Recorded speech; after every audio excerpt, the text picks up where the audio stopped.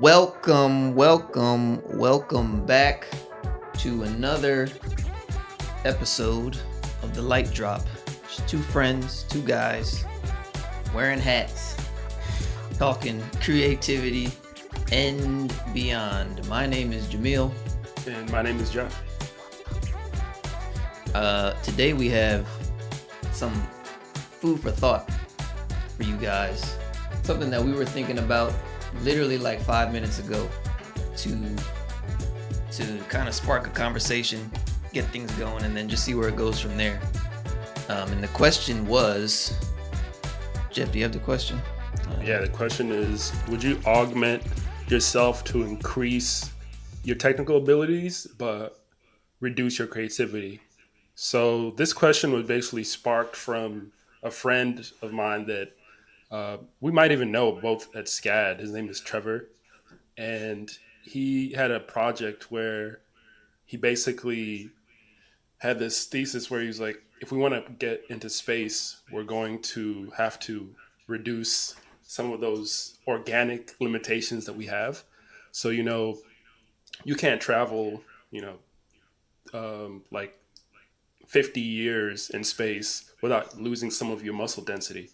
So his idea was that we're going to have to replace some of our arms, right? Or legs or eyes or something. So Mhm. that's where this question came from. Would you reduce your creativity to increase your technical abilities? Jamil, you got an answer for us? Uh, well, first, I guess breaking it down into two parts is the actual like act of replacing a limb. Yeah, Like is that something that I would want to do in general? yeah, Because that sci-fi has been in our culture for a while now with cyberpunk yeah, and other science fiction movies and novels and everything. So the seed has already been planted with wearables and with Apple Watches and ear pods that are always in people's ears. You mhm, got the new headset from Apple, and of course the Oculus and all those other AR, VR headsets yeah, and stuff. So slowly, it's gonna get there, right? I don't think that if Apple came out with a new arm product tomorrow, that a lot of people would jump on it. But exactly. that's if it's gonna get there, then obviously that's like the seed needs to get planted with these wearables and everything. And me personally, I don't wear a lot of the wearables. I don't have AirPods. I don't have the smartwatches, Yeah, the VR headsets, or anything like that. So I don't feel like I'd be inclined to jump on it from the standpoint of just augmenting myself, but with the allure of potentially becoming more technically capable, I still don't think I would do it because this year, if anything, has proven that the AI wave is augmenting us already, with our ability to make things fast and come up with ideas and generate prompts and everything, text to images and stuff like that.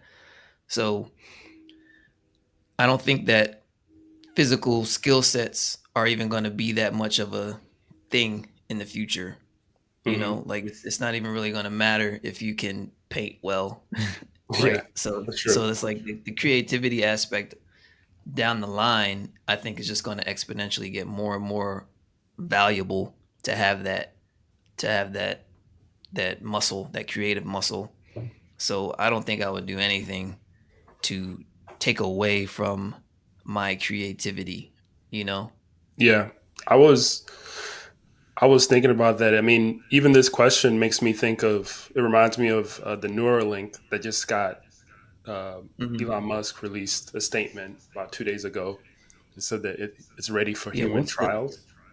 Oh, okay, yeah, I was gonna ask, what's the update on that? Yeah, Interesting. apparently it's they were having some issues with monkeys, but apparently like the monkeys are fine. So they're about to start trying it on people. But I think of things like that, and I don't know. Have you heard about Neuralink before? Yeah, I've heard about it. I've heard about it. It's been in and out of the news for the past several years. Yeah, And Elon's always cooking up something. yeah, So exactly. it's been one of those things where you just like, I don't know, but Elon seems confident about it. So Yeah, eventually it's gonna. it's science based, right? And it's something that hasn't been. It has actually been going for a while, since like the late '90s.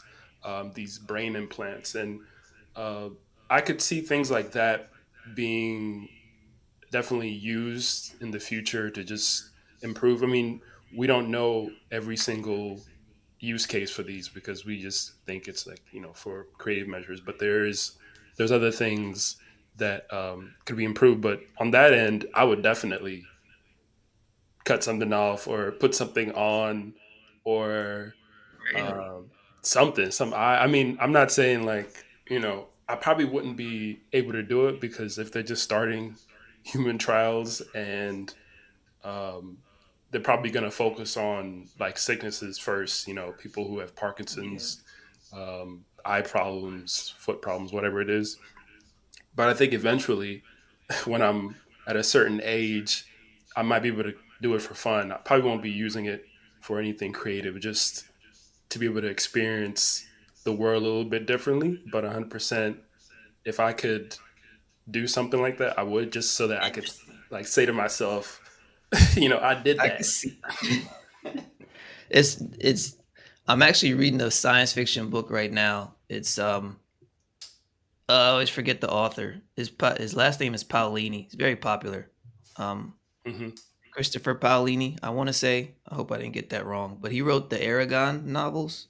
Oh, You nice. familiar Okay. with those? Yeah, I am. Those fantasy novels, And yeah. um, and then the last several years he wrote some science fiction, and it's interesting how, I mean, like I said before, this this sci-fi of augmentations and implants and all that has been in pop culture the pop culture psyche for a while now. Hmm. So it's interesting the way he did it in his book, where the technology is similar. It's just referred to as implants. He doesn't explain at any point what they are, like like technologically, or how they work. He just references them, like so and so pulled up her implants and was Hmm. able to like check the weather or whatever, check the barometric pressure, or blah blah blah. But it's like interesting because I still know exactly what he means. Like Mm. he didn't have to explain it at all, but it's the gist is that you get these augmentations when you're born, that essentially just allow you to have like our smartphones accessible at any time through like our eyes, Yep. right? Yep. And then the image, of course, the imagery that he uses is when that happens, when somebody's checking their implants, their eyes kind of glaze over a little bit. Hmm. You know, you've seen Hmm. that before in Yeah. Black Black Mirror. Mirror Yeah. and all that stuff. So it's just interesting how these seeds are getting planted, and it's like this cyclical thing of, first it appears in sci-fi, and then you see it sort of in smartwatches and smart glasses and all this, and then you start thinking, oh, what's next? But you Hmm. already know that these big tech companies are very conscious of what's next Exactly. as they introduce these products and stuff. Neuralink is a great example of that too. So yeah, I think for the most part, there it is. I said it again. For the most part, it's the seeds of AI this year are like huge. How Hmm. exponentially fast it's been kind of ingrained in people's norm. Like the norm is just to go to Chat GPT and ask it Hmm. a question, or ask it to write you something, or do this, do that. So these augmentations are going to have that. They're going to have that technology in there to the point where eventually, regardless of whether it's a extra leg, or eyes that can help you see colors better or something like that. Yeah. Um, They're gonna start it's yeah, being the introduced to those technology is small in its places. infancy, and we're using it already. Yeah, We have exactly. been. And more important than ever, you got to remember that it's the user still, it's still us that's using it. So I think that both scenarios will happen regardless or dependent on your perspective, right? The scenario of AI taking over and humans kind of losing what it is that makes them human versus AI being this incredible tool that enhances our ability to be human, right? I Mhm. think that both scenarios will happen. They're like will exist, and it's just dependent on your outlook, your perspective, and the way that you approach this technology, especially as it pertains to creativity and offering thought and emotion and giving back to people.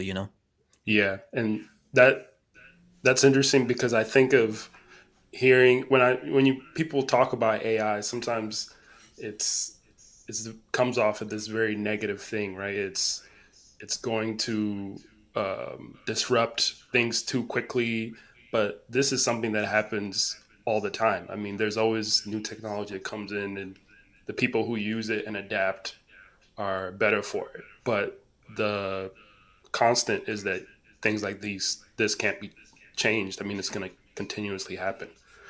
So important thing is to just adapt as you go. Yeah, yeah, yeah.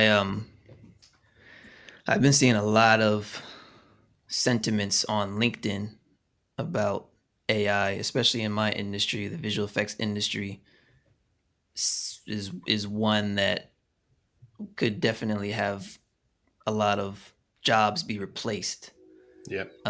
in the foreseeable, not, I don't want to say foreseeable future, but right. I mean, the seed is planted in everybody's head. They're like, what if? What Yeah. if all my technical abilities up to this point are just going to become outdated like Hmm. in the blink of an eye because somebody can just type in the text of what they want and then go in and animate it a certain way, and AI just kind of handles it for you. And I've just been very interested in seeing how like the same scenario is viewed as like fearful from the people who will be impacted as far as their livelihoods go, but just from the standpoint of a creative is awesome because it's like I can think of something and I don't need to feel like I'm limited by my resources and my technical prowess to be able to bring it to life, you Hmm. know? Like in our last episode um we talked about that collaborative kind of creative exchange that happens with you just being the vessel that brings forth a particular idea, Hmm. um, with your painting skills or writing skills or what have you. But with AI, it's gonna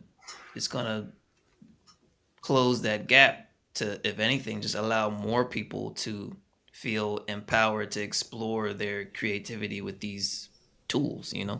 Exactly. And that kind of makes me think of, our next question, which is, what would you do if you knew AI would take your job?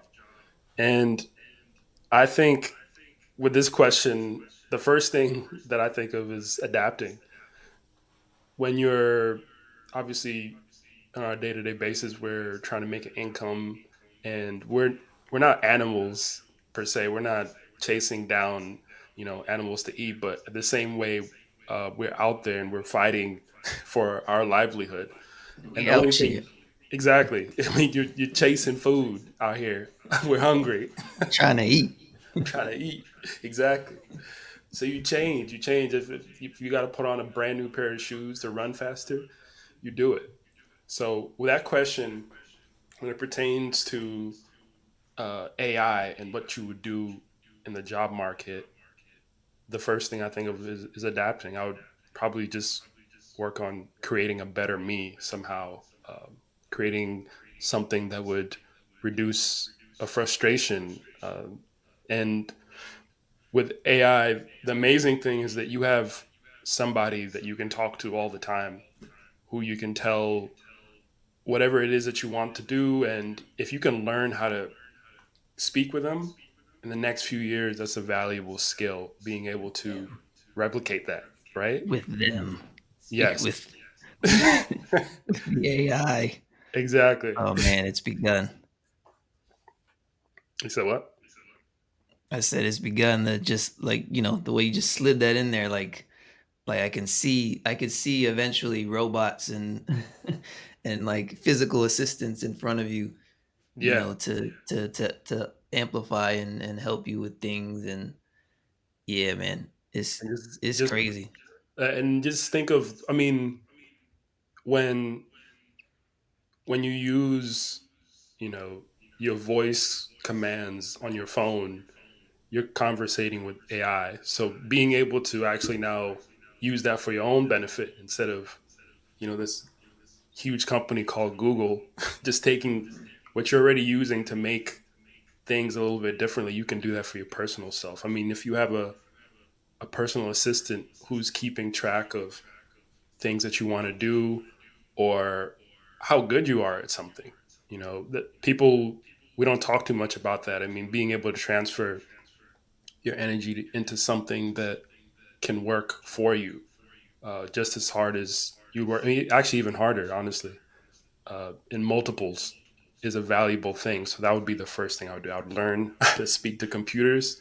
I think I kind of get logic a little bit, but I could definitely see that being a skill in the next 10 years or something. What would you specifically do in your industry to adapt if you knew AI was coming, Jamil? Well, specifically within my industry, my creative industry, it's almost like there's two sides to it. Like I said, there's the side of your livelihood.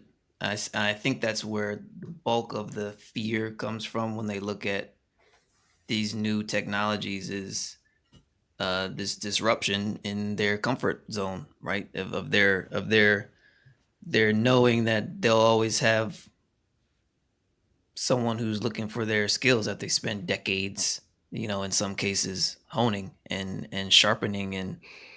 And it's easy to get lost in thinking that that's all that you are, like Hmm. when you're in an industry for so long, myself, the visual effects industry, you call yourself a visual effects artist, a lighting artist, a compositor, an animator, or whatever. You attach that title to yourself.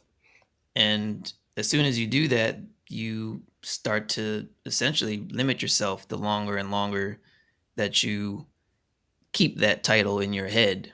Hmm.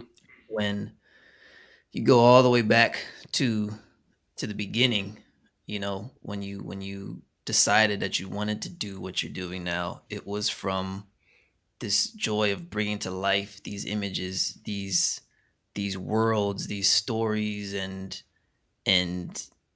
colors and moods, and just the creativity and seeing people's responses to it, regardless of whether it's anime or animated movies or visual effects in live action films, and taking you to fantasy wonderlands and outer space and all of that Hmm.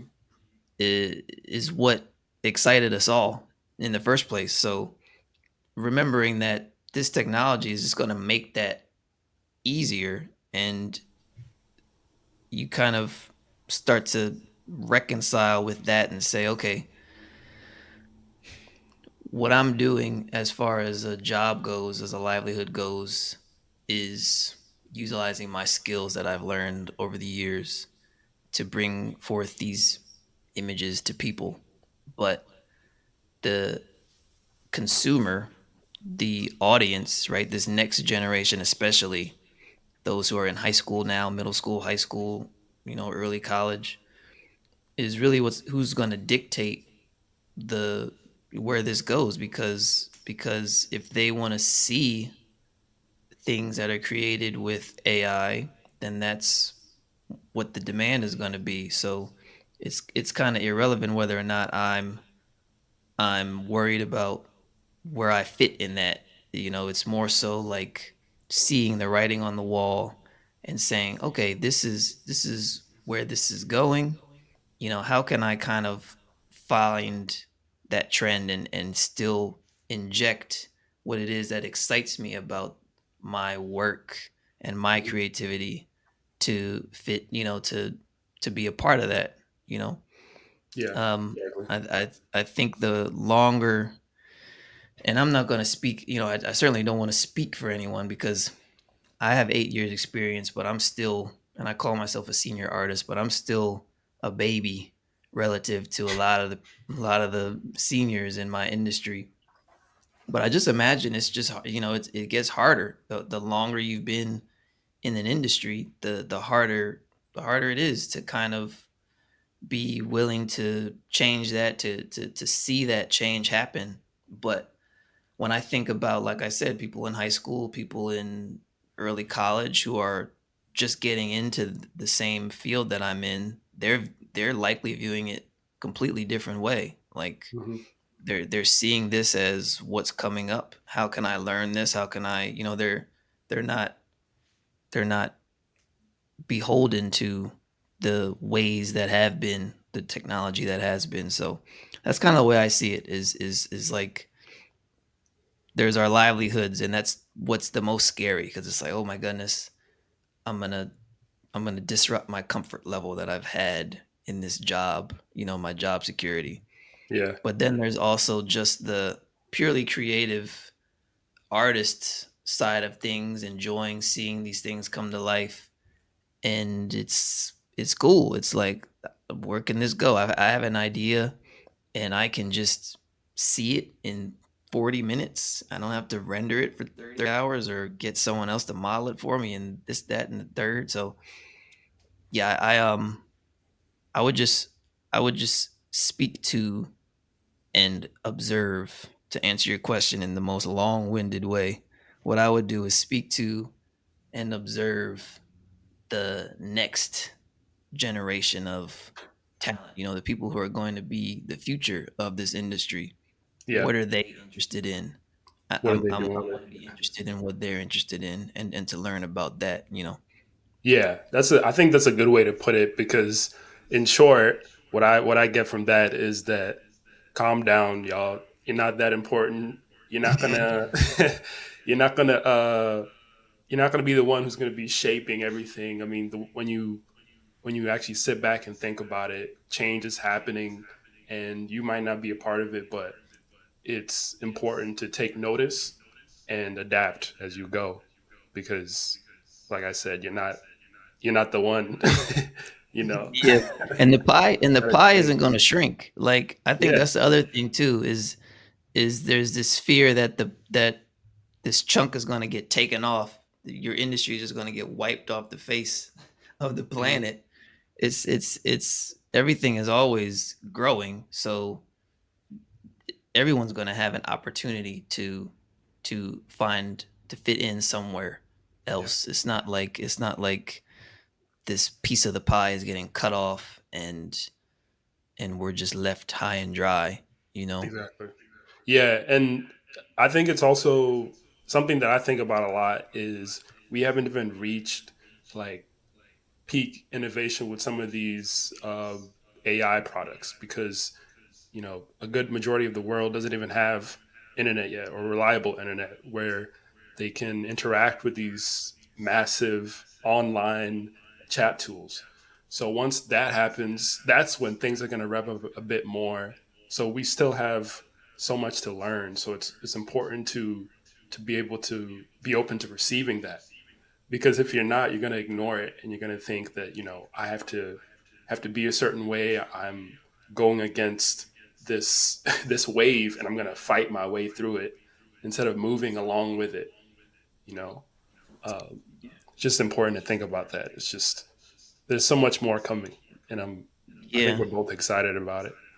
yeah, that's true. From the middle schooler who can now make a whole short film on his own, You talking about that blender to, blender no, I'm talking about like Runway, and Oh, gotcha. Yeah.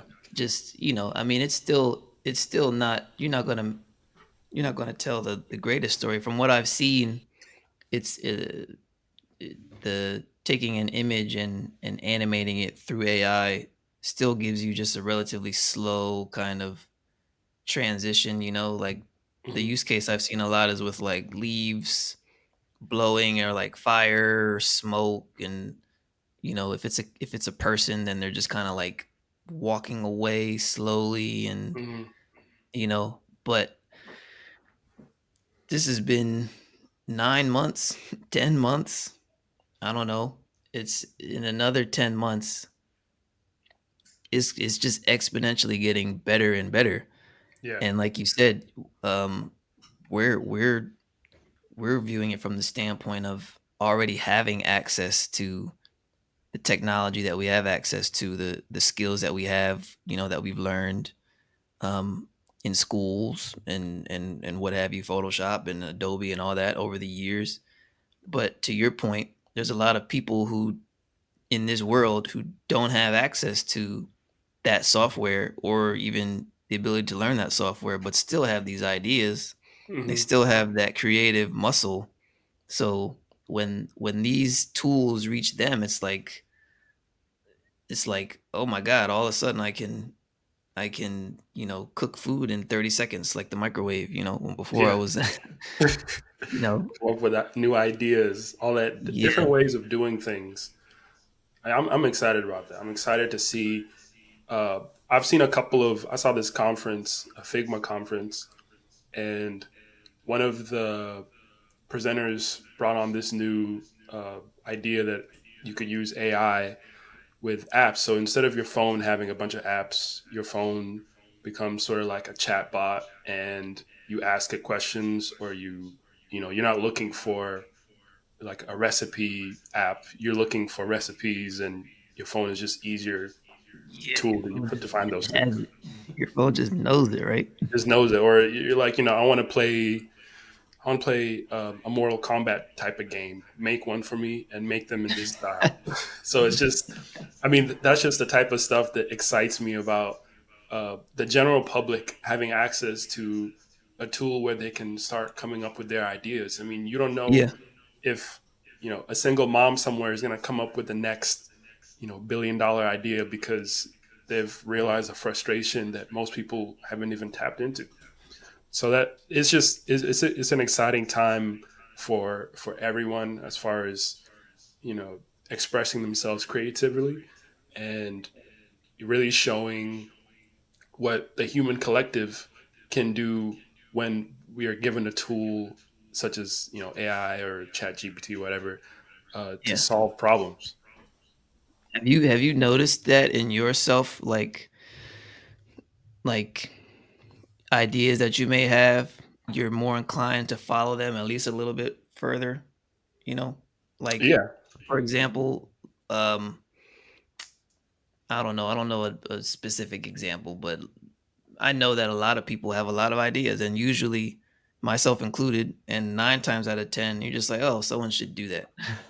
Wouldn't it be cool if someone made this or, like, did this?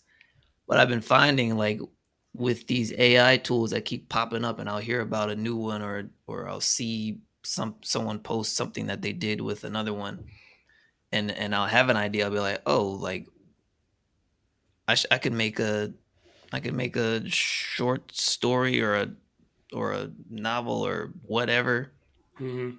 and I've just noticed that, like, I'm more inclined to be like, let me follow that and see, like, how could I do that? Because the tools are kinda there now. It's like, I Yeah. don't feel like I need to, well, I don't know how to do this part of the process, so that in and of itself just keeps me from even getting started, Yeah. you know? Whereas now it's like, I wanna write a play. I don't know how to compose, or I don't know how to, or I know how to compose. I don't know how to write a story. Now it's like, okay, well, I'll just compose and have Chat GPT help me with the story. And Mm. it's like, have you noticed that? Have you noticed just like Yeah. ideas that you've had? You're just like, oh, maybe I can. I think that it's the barrier of entry, that resistance isn't there as much as it used to be. I mean, being able to obviously in my career as a graphic designer, I can make ideas come to light just because I have the tools to be able to do it. So now, expanding it onto being able to write a little bit better. Now, my story that I could previously only do visually, right, has been amplified because now I can bring in a much richer story, which I wasn't able to do before, which is great because I think that means that the the better I become in one way, I could still improve my abilities in the other way just because now I have this tool that can almost give me advice. I think of this AI tool as just a friend, somebody you can refer to, you can ask questions, um, can give you suggestions, and make the things that you're already thinking a little bit better. So I absolutely see it as as a valuable tool that has helped me come up with ideas better, as you said. We're the ones adding to it too. Like all of the things that it knows, right? Hmm. It's or that it's referencing or that it's The title of a movie, it knows. Just give exactly up. all of those things we're like you said, we're injecting into it. Like people's ideas are flowing. There's a lot of power in following an idea without any resistance at all. Like when you have a lot of people doing that, that's when you see this growth, this exponential growth, essentially like we've Mhm. been seeing, which is likely why that's happening. If you let's say for example, it's Sunday afternoon, right? You have no chores. You're just chilling at the house, no place you need to be, no agenda. The rest of the evening is just yours, right? And you say you've been there before, right? Like you I've feel been there. that you Yeah. feel that how that feels. It's a nice feeling, Yeah. I Monday, love it. it's Sunday, and Yeah. Monday's tomorrow, but you don't really have a lot to do. Like so that Sunday, rest of the Sunday evening, it's like that feeling. Hmm. And then you say you say I want some ice cream, right? Right? And from there it's like immediately that it's yours. You don't have it right now in your house, but you know for a fact that it's yours if you want it. And so with like no resistance, it's just like, okay, I'll go to the store and I'll get some, I'll bring it back. And then 20 minutes later, you're sitting there with ice cream. Like when you kind of think about it, that's really powerful for you to just have an idea, say that I want to do something, I want something, and then 20 minutes later, you have it in your Hmm. hands because you just followed it, you know, as Yep. opposed to what most of us do is I want some ice cream. Uh, it's like 20 minutes away. Do I really want to go? Do I like it's starting to get late kind of and it's just back and forth and you end up maybe not going or maybe you went but you're like not super excited because you're wondering if they'll even have it kind of thing. It's like this knowing of I can have that. It's mine. All I need to do is go get it. And in a certain way, I feel like that's pertaining to some things artistic. That's kind of what we're seeing more and more of with these AI tools is people are saying like I want to build an app. I have Hmm. an idea for this, I have an idea for that.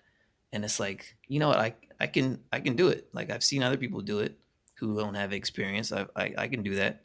I can do Yep. this, I can do whatever. So um, that's been a huge thing that I've been kind of seeing in content creators and we're all on YouTube browsing things and seeing the next wave of ideas pop up how you can do XYZ with AI and it's been it's been this huge shift in such a short amount of time. It has, and all these things that are being released. Uh, the way that I'm excited about, like you said, the way that people who wouldn't normally touch these things are going to expand on them because they're the people who know these deep frustrations, and previously they've never been empowered to do it, but the fact that they'll have them is going to be amazing. For me personally, I can think of, just being able to reduce the labor, technical labors that, we have when we're creating things, whether it's like renaming files, automatic batching or exporting, Dude, you know rendering. how many times I'd be in Maya Yeah. and I'd just be like, dude, why isn't there just a button for me to just clean this up or do XYZ? And it's Yeah. like, I feel like some people have a pride in knowing how to do that the hard way, Yeah. you know, where it's like, I got these technical abilities. I can sift through this for a couple hours and get to the bottom of it. I've always very much been someone who's just like, give me something easy to do it with so I can remove that technical aspect of it. hmm Are you familiar with Substance Painter? I've heard of it before, but I've never used it or looked into the interface. Yeah, Adobe bought it maybe a couple years ago, so it's in like the Adobe suite Oh, that's now. the material thing. Like you can drop in Hmm. materials and Yeah, they have Substance create scenes. Designer, which is like you can create materials for 3D assets. Substance Okay. Painter is where you can create texture maps, Mm. but it's very intuitive to where you're actually painting onto your model or whatever. Oh, that's interesting. Oh. Yeah. So when I left film to try and get into advertising, I knew that as a lighting artist, texturing was something that I needed to know how to do because lighting artists working in advertising wear more hats. So texturing was one of the things that if it needed to be done, it was the lighter's job to do it probably. So I didn't learn that in school. I didn't learn UVs or texture maps or any of that. And I think at the time, the primary tool to use that was Mari, the Foundries tool, like Nuke, Mm. Nuke. Nuke, yeah, I've heard of Nuke. It was Mari was like the primary texturing application interface. And I just didn't like it. Like when I was learning it, trying to teach it to myself, I was like, this is painful. Like I do not enjoy this. I'm doing this because it's a necessity and I'm going to learn how to do it, Hmm. but this isn't an intuitive artistic kind of thing. It feels like I'm working with like I'm just working with this interface, but it's not intuitive. And it was right around then that Substance Painter kind of came onto the scene and started to emerge as the new standard. And I used it and I was like, it's night and day. Like I actually kind of enjoy texturing now Mm. because all this other stuff got removed, all these other things I needed to know about what was going on under the surface, like technologically. I could just paint now and press a button and it'll kick out everything I need and that's that. So I just imagine the average person who's not even in a creative industry now is like, oh, I can create something. I don't have to worry about learning about techniques or this or that. It's just I can think it and I can build it. Yeah, free flowing thinking, super Hmm. valuable. I mean, that reminds me of, I've really been, like I said, I've talked about it before. I've been into spline a lot, and coming from uh, industrial design, you're working with like Fusion 360, working with Rhino 3D, and uh, applications like that are great for obviously product visualization and super technical stuff like CAD modeling and stuff. But that's not the reason why I love 3D. I just love being able to create three-dimensional objects, not super technical, just being able to sort of visualize them. It's fun for me. And being able to find a tool like Spline that reduced the the the way that you create objects to a way that I understood, which was like from Illustrator, has been, Learning curve. yeah, the learning curve is, it's super low and you can do so much with it, and it just does just enough that I'm like, this is still, is, I'm having a lot of fun with this. So when things like that happen, when when we reduce the barrier of entry for ideas, something magical always happens. And I think that is the like the basis of this episode is that the barrier of entries for certain things tended to be too high. We've seen this throughout history, and now it's a little bit lower, but that is like it's getting to the sweet spot, which I'm looking forward to. And not only that, but the simplicity of what people want to see, I feel, is getting maybe simplicity is not the right word. The breadth of what people want to see um is shifting too. Like Mm, it was over, I would say, what, the last 4 years maybe, that the whole kind of shorts thing emerged, to where like 10 seconds, 20 seconds, 30 seconds is like the sweet spot of content that you want to create.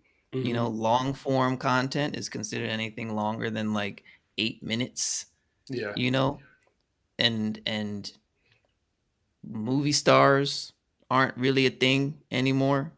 yeah, We certainly don't influencers. have any new ones. It's like the things that Hollywood is doing honestly are kind of antiquated and outdated, and you can tell that the the ones making the decisions or greenlighting things at that level don't even really know themselves, like, where the interest is, or where it's going. You think of people in high school and middle school who are growing. Could you imagine growing up with TikTok?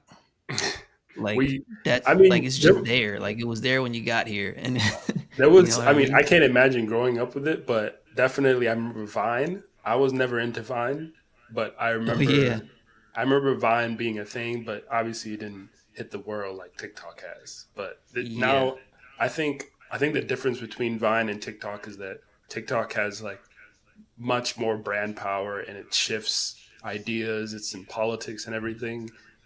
So I can't imagine growing up with something like TikTok back then that yeah. has like the weight that it has now, you know? Exactly.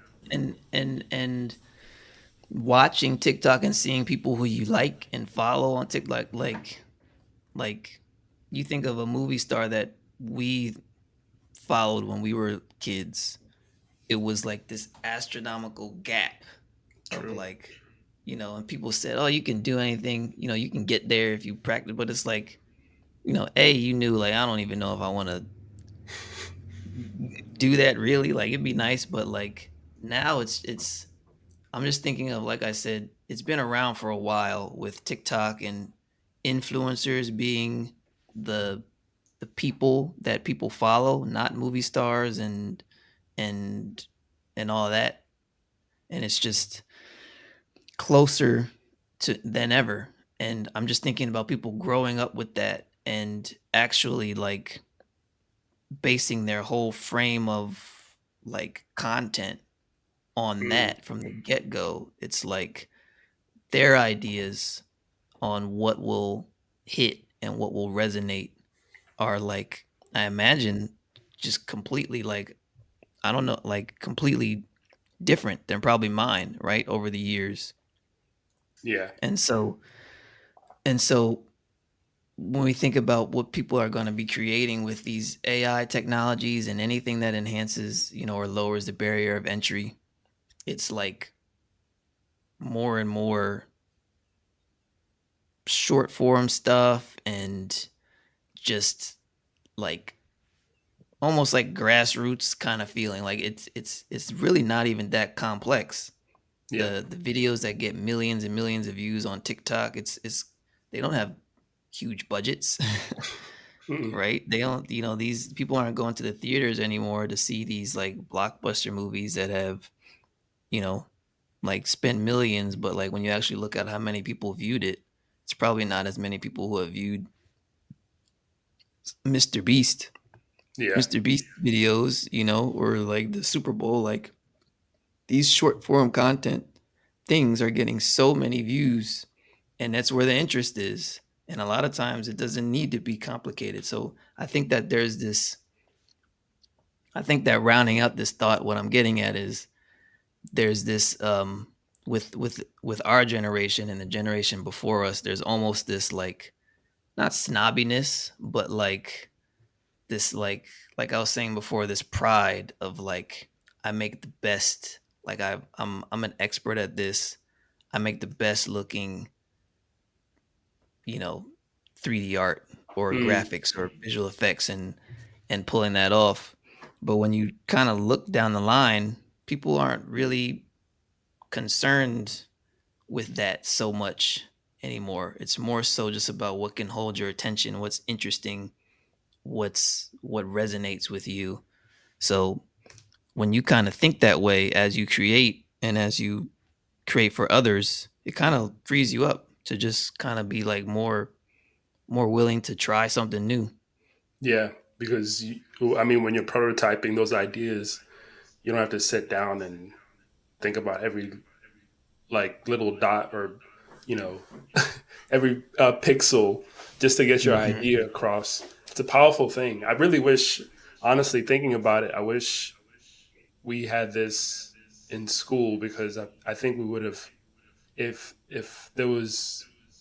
I mean, hopefully, there's no like ethical reasons why you can't submit an idea right now in school using AI. But if I would have been able to do that, I would have been able to get through, you know, get some ideas out where I wouldn't have to sketch thousands and thousands of sketches. Yeah, that's the other thing too we haven't really touched on, and it's actually pretty big to get your thoughts on is the legal and ethical kind of ramifications of the ownership of what it is that you're making with AI, right? Mm, Because you have like I mean, it's not exactly like outlined, defined as exactly what's going on, but everybody kind of knows what's going on where someone created something using solely AI, and then they come behind and say, um,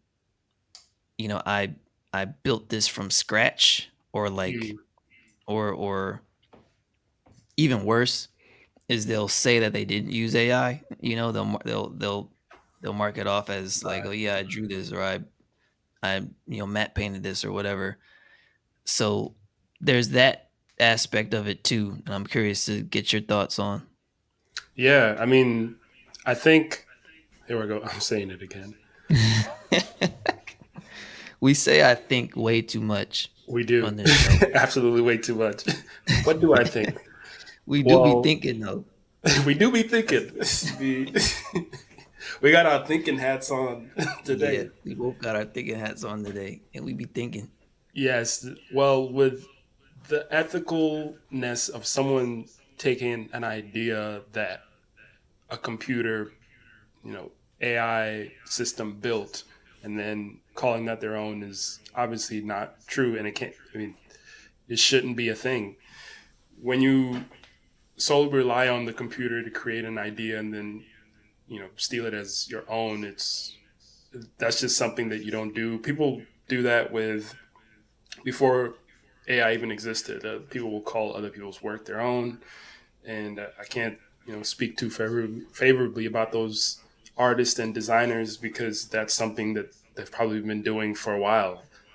So it's gonna keep happening. It's not right, but it'll keep happening. I think when you're able to spot original ideas a little bit better, you can pick out that, and just rule it out. If you're working with a designer or artist or somebody, and you can see that it's fake, you just rule them out, and that's the best thing you can do. But Yeah, I think it's not right. people's eye has definitely been trained over the course of the last year or two to kind of Hmm. spot, be like, oh, that's is that AI? Like, is that like, I think people's sensitivity and perception for that will also increase too. Hmm. But it's to your point too. Like even before AI emerged, you had plenty of people who, because they paid for it, and maybe it was in the contract, right? but because they paid for it, and like the artists, like they made it in the dark, in the shadows, and the person who sanctioned it or paid for it is the one that's like, yeah, this is mine, this is, I did this kind of thing. um when it was more so like a kind, I think the gray area comes in where you almost are suggesting something Hmm. to AI. Like in Midjourney, the way it is now, it's like it's never 100% what you wanted. It's like, and how could it be? Like if you just have an idea in your head and you kind of do the text to image, it's going to give you its interpretation of what you're saying, and then usually you kind of look at it and you're like, that's cool, and then like Close. maybe I'll kind of go from there. Yeah, it's Yeah, close. close enough. But isn't that what has been happening for years with, with clients and stuff? It's like they have something in their head, they tell you it, and then you kind of come back with something, and they're like, oh, that's it's kind of close, or that looks, that's not even what I was thinking, but that still looks pretty hot. Like, Yeah, you know, there's no difference. That's a very good point. I didn't think about it like that. That even with what you intend to create for them, it's never 100% correct.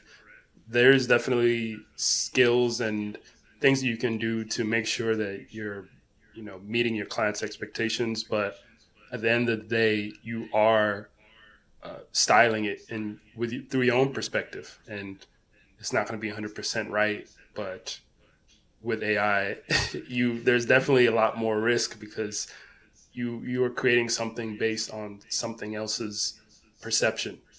So you can't be stylized in a way too clearly with that. So I think that's a good point because if people come to you as the designer, you have a specific way of doing it, right? You create art a specific way. You light things sorry, I can't even say my words today. Specific way. You are being paid for your perspective, and to rely on artificial intelligence to get you 100% of the way there is beyond ethical. It's just you're not going to get the best results, but you can use it to get you 35% of the way there, and then you take it beyond even further, 40, even further. 50, Exactly. 60. Yeah, it's kind of like, I mean, it's almost intuitive too. Like if Mm, you're really trying to create something that's yours and you go to Midjourney to create an image around it, and it's like, this isn't exactly what I thought, but this is kind of close, and it's like, what can I do with it from here, like so that it's still mine? Like early on, you would have an idea for a person, or you'd put something in it, and it would have like six fingers, or like a bajillion teeth or something like that, and there was just this uncanniness to it where you knew it wasn't human, yeah. Hmm. and I think that we're always going to have that like inkling to be able to tell, like especially now, and everyone's on high alert for it. It's like, how'd you make this? Like you'll come back to somebody with a design, and it's like, how'd you make this? Yeah, it's too fast. Like, yeah, like that question is coming up more and more. How'd you make this? Did you use AI? Did you write this? Like, you Mm. know, people are saying like, yeah, written by so and so without AI. Like, you have to actually say I like, did this without AI. yeah, exactly. I did this without AI, and everyone's like, oh, this is good. Like, Yeah. Wow. that's the other thing. It's like,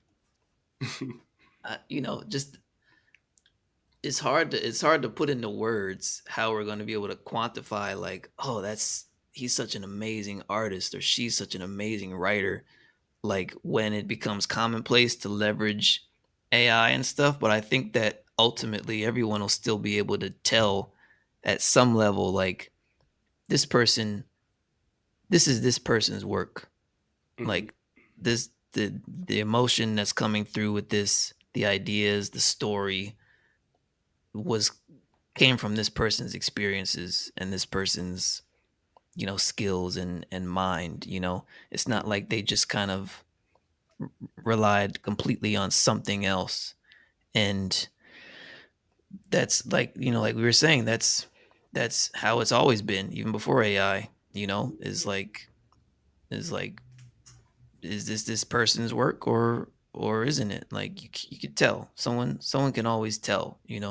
Yeah, and that makes me think of when artists were specialists, and you were a painter, you had a specific style, and you were still following the same common anatomy. I mean, for the most part, some people were a little bit better than others, but they followed the same anatomy, and then they would draw different things, and it wouldn't be the same because they had different styles. So that is the root of it all. I mean, with art, design, creativity, whatever you want to call it, there's fundamentals, there's the foundation, and then there's the idea that the person creates that goes beyond, which is based on who they are.